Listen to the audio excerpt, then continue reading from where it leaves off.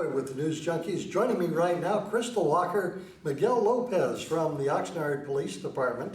And Miguel, you were telling me that you've got an exciting new program called On Up. We do. So, this is really an extension of the work that we've been doing the last couple of years. So last year, you may remember that the chief convened her administration and senior leadership at the department to really try and think of innovative new ways that we can combat some of the challenges that we were experiencing here in the city. Last year, we saw an increase in crime, primarily driven by an increase in property crime, where we saw a 25% increase. Quite frankly, crimes that could be prevented, crimes that we could all do something to help mitigate. And so really we saw the success of Operation Safer and Stronger last year.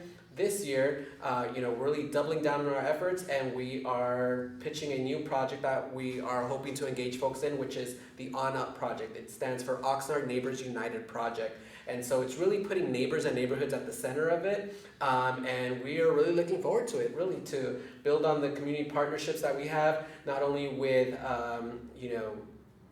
neighborhood councils, but with different community-based organizations, faith-based organizations, business, to really kind of all help us address some of the current and emerging challenges here throughout the city. It seems like it's a whole new dimension to the Community Watch program and that kind of thing. Well, that's really, I think, where it actually came from, to be honest with you. You all might be aware of a couple months ago now, not only did Chief Williams and the new city manager, Greg Nyhoff, recognize the Rose Park Neighborhood Council, or Neighborhood Watch Group.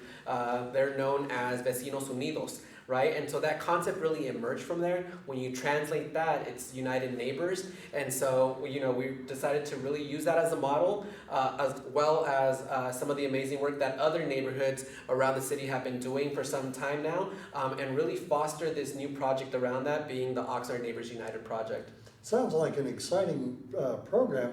When does it get started, and give us some details? So the project was actually announced last month. We sent out a news release, posted it on our website and on Facebook, and so it's really actually already in place. The first thing that we're going to be doing is with neighborhoods that don't have an organized neighborhood watch group that are interested in forming one. We actually have volunteers from the Rose Park Neighborhood Watch group that are ready and willing to be going to other neighborhoods to let them know, how was it they got started. Remarkably, they actually got started with just a small group. There was 3 or 4 neighbors that came together, and over the years, not only have they been able to sustain it, but they've been able to grow it to where now they have 17 active men and women who are out there every day walking their neighborhoods in the morning and walking again at night, and just making note of things that are suspicious or of things that are not right. And they've actually been able to form such a strong relationship, not only with their beat coordinator, but also with the district team and the sergeant and the commander that are working in concert and in constant communication.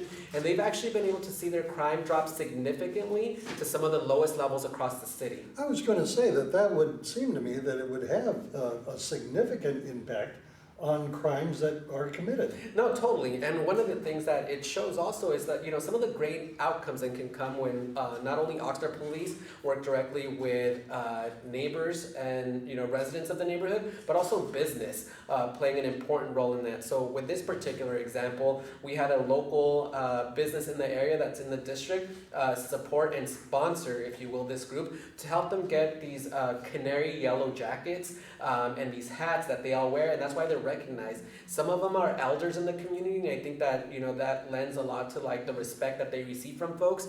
But like I said, they start their day before work with a walk around the neighborhood. They make note of any new graffiti or anything that might have happened overnight, and they call it in, and lo and behold, by noon that day typically, it's already been addressed. And so like I said, it's really an effort to build on what we did last year to inform, empower, and engage the community. And so, we're really looking forward to it. And if you have any questions or are interested in doing anything, please don't hesitate to contact myself, Miguel Lopez, or my partner, Detective Crystal Walker at the Oxnard Police Department.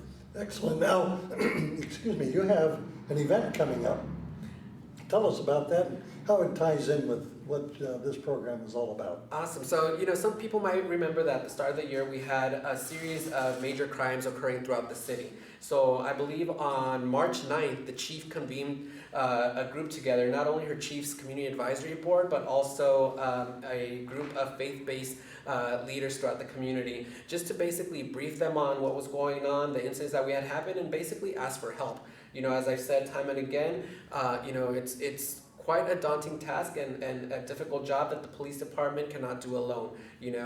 Crime and crime prevention doesn't start and end with the Oxnard Police Department. We all have a role to play to really secure our homes, secure our properties, and minimize the likelihood of becoming a victim of a crime. So since that meeting, actually, on March 9th, everything has ceased. We haven't had any other major crimes happen in the city, have not had any homicides happen, and it's really showing, how what we're able to accomplish really when we really work together. So out of this group emerged the Chiefs Community Action Network, which again is a group of people from the city, faith-based community leaders, and members from the Chiefs Advisory Board who have been meeting on a weekly basis on Mondays.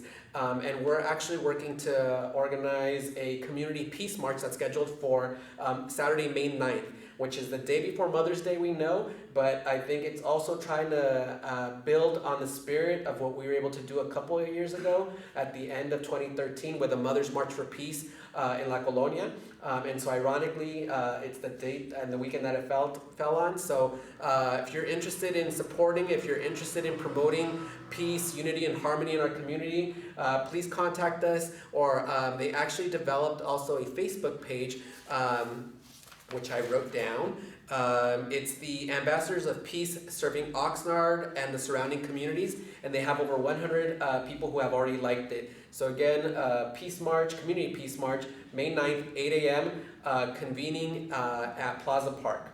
Very good, and you're going to have this procession of motorcycles and cruisers and marchers. Well, it's something that the group is working on right now. So there's going to be an actual march procession from La Colonia Park to Plaza Park, and then for those people who are interested from other parts of town that are a little bit further, from South Oxnard as well as El Rio, there are going to be groups that are going to be organized and cruising to also be able to join us in the spirit of peace.